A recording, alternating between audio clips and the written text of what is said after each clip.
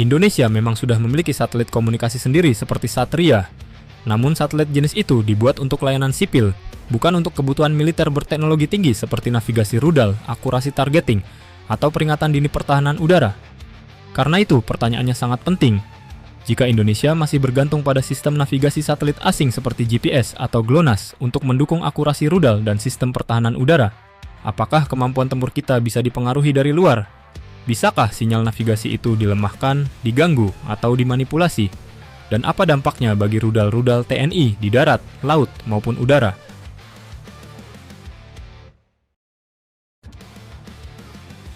Fakta kondisi Indonesia saat ini. Indonesia sudah mengoperasikan berbagai satelit nasional, mulai dari telekomunikasi hingga internet. Tetapi untuk kategori satelit militer high-tech yang digunakan untuk navigasi presisi, pemandu rudal atau early warning, kita belum memilikinya. Artinya, beberapa sistem senjata kita, khususnya rudal yang memakai GPS GLONASS sebagai koreksi posisi, tetap bergantung pada sinyal navigasi asing. Kita tidak memakai mata intelijen satelit asing, tetapi kita memanfaatkan sinyal navigasi yang sumbernya tidak sepenuhnya berada dalam kendali kita.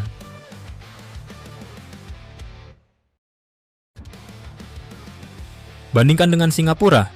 Singapura yang sudah memiliki satelit penginderaan dan sistem orbit yang dirancang untuk mendukung keamanan nasional, mereka mengembangkan kemampuan navigasi presisi, pemetaan militer, dan kontrol data yang jauh lebih mandiri.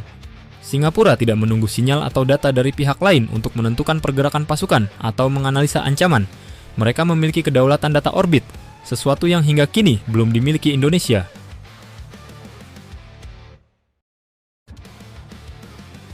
Bisakah satelit asing mempengaruhi rudal kita? Inilah bagian sensitifnya. Rudal Indonesia, baik dari Angkatan Darat, Laut, maupun Udara, tidak bisa diambil alih oleh pihak luar. Tidak ada remote override, dan tidak ada tombol rahasia untuk mengubah arah rudal. Namun, yang bisa terpengaruh adalah akurasi. Karena beberapa rudal modern, seperti rudal balistik Khan, menggunakan INES plus GPS atau GLONASS untuk meningkatkan presisi jika sinyal GNSS dilemahkan, dibatasi, dijam, atau dipalsukan, maka titik jatuh rudal bisa bergeser. Jadi bukan rudalnya yang dikendalikan, tetapi informasi posisinya yang bisa diganggu.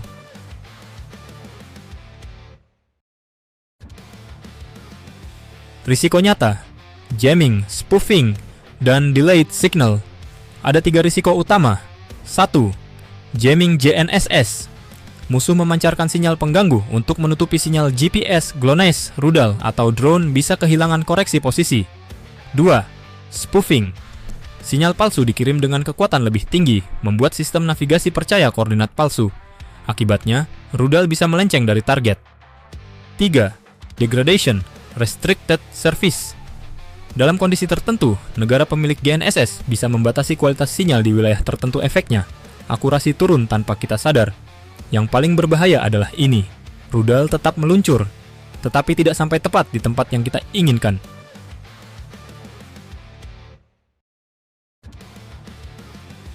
Kerentanan terbesar, ground system.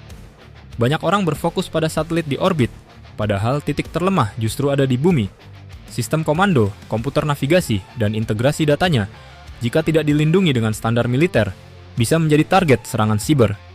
Jika sistem navigasi di pesawat, kapal, atau peluncur rudal terganggu, maka sinyal apapun yang kita terima dari satelit menjadi tidak relevan. Inilah mengapa negara besar memperketat keamanan ground segment, bukan hanya satelit di atasnya.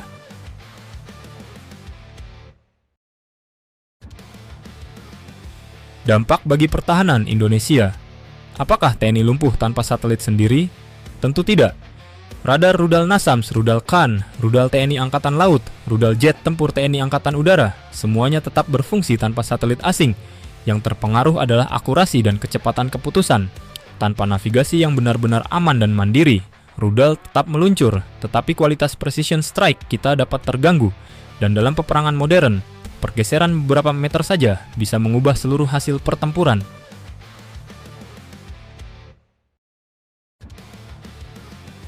Haruskah Indonesia memiliki satelit militer? Jawabannya singkat dan jelas. Ya, Indonesia harus bergerak ke arah itu. Tidak perlu langsung membangun jaringan besar seperti negara maju.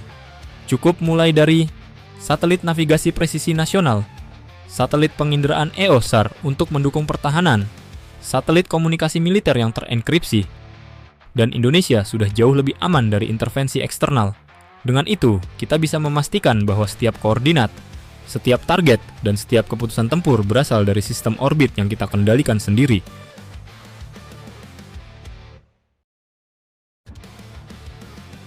Di era ketika pertempuran berlangsung secepat sinyal, navigasi bukan sekadar pendukung, tetapi menjadi inti dari akurasi senjata modern.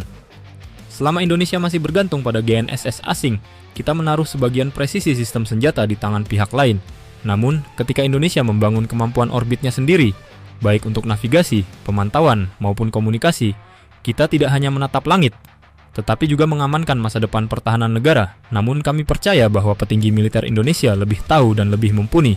Di setiap pembelian rudal, pasti sudah menghitung segala resiko dan kekurangannya. Bagaimana menurut Anda?